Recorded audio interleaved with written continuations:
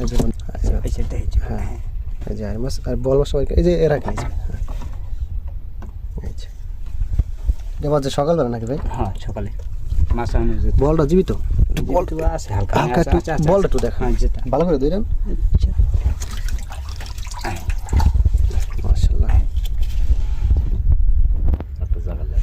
হ্যাঁ কোন দাদা হয়েছেন আপনার ভিতরে? আপনি পেয়েছেন দোকান মাশাআল্লাহ।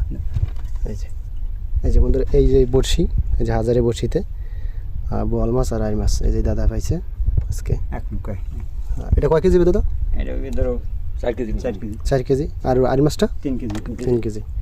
তো এইটার কেজি আছে কত?